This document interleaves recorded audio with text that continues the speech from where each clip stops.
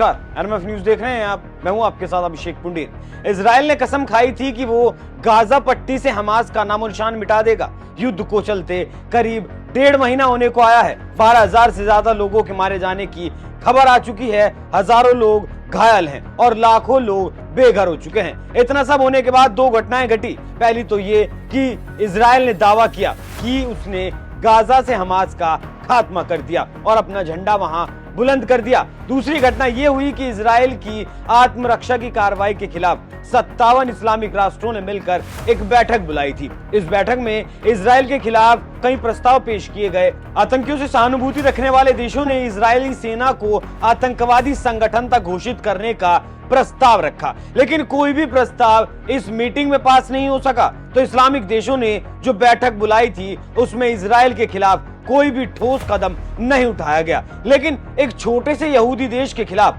57 Islamic राष्ट्र कोई कदम आखिर क्यों नहीं उठा पाए, ये एक बड़ा सवाल है। जबकि जबरदस्ती का गला फाड़ने वाले ईरान, लेबनान, पाकिस्तान जैसे देश भी इसमें शामिल थे। तो चलिए बताते हैं आपको इस बैठक में क्या क्या हुआ।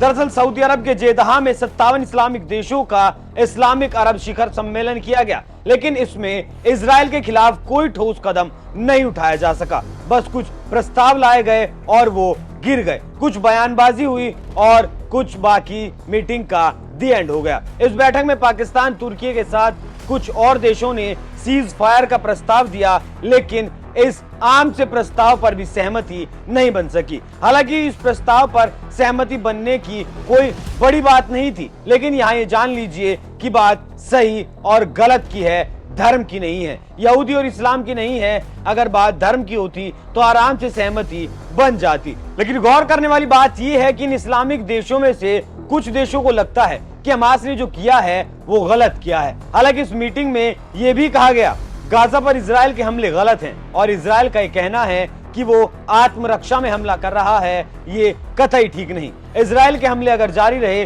तो फिर दूसरे देशों पर भी इसका सीधा असर होगा।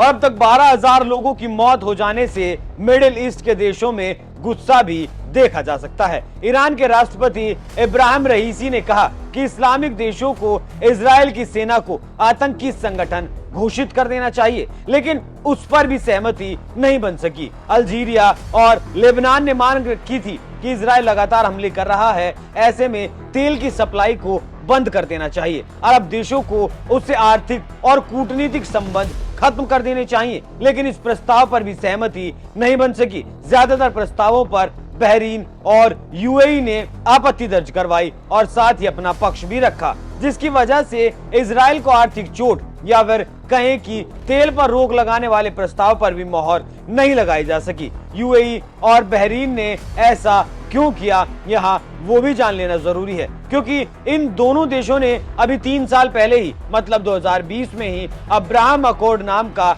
एक समझौता इजराइल के साथ साइन किया है। यहाँ संक्षेप में समझौते पर भी नजर डाल लेना जरूरी है, क्योंकि अरब देशों के लिए ये बेहद जरूरी है। और जरूरी इसलिए है क्योंकि पिछले 26 सालों में ये अरब देशों और इजराइल के बीच पहला शांति समझौता था। अमेरिकी राष्ट्रपति की अगर माने तो ये समझौता पूरे अरब क्षेत्र में व्यापक शांति स्थापना के लिए नींव का काम करेगा।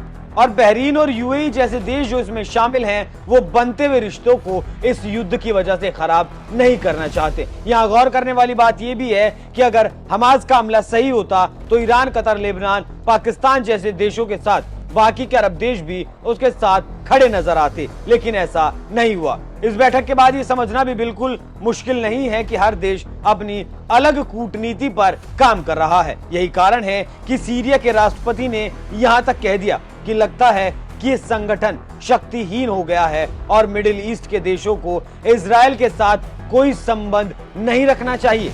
लेकिन इस बैठक में किसी की कोई दलील नहीं चली और इजराइल के खिलाफ कोई भी ठोस फैसला नहीं लिया जा सका। जाते जाते एक जरूरी बात भी जान लेना जरूरी है कि ये जो देश इजराइल पर तमाम तरह के प्रतिबंधों की बात कर रहे हैं, वो बस बात ही कर रहे हैं, क्योंकि गाजा पट्टी के तबाह होने के बाद किसी भी इस्लामिक देश ने गाजा के शरणार्थियों को शरण देने से इनकार कर दिया था। किसी ने शरण उन्हें नहीं दी, यहाँ तक कि हालात सामान्य होने तक भी वो शरण देने पर राजी नहीं हुए। मिस्र की सीमा गाजा से लगती है, लेकिन मिस्र ने भी इस्लामिक देश होने के बाद भी उन्हें शरण नहीं दी। तो ये जो देश धर्म के नाम पर ढिंडोरा पीट रहे हैं, वो इन्हें बंद कर देना चाहिए। अगर इतना ही ये धार्मिक थे और धर्म के नाम पर ही अगर ये युद्ध शुरू हुआ है, ये हमला हुआ है, तो उन लोगों को शरण दे देते जो बेघर हो चुके हैं इस युद्ध के कारण। युद्ध के ताजा अपडेट की अगर बात करें तो इजरायली सेना ने हमास की संसद को अपने कब्जे में ले लिया है,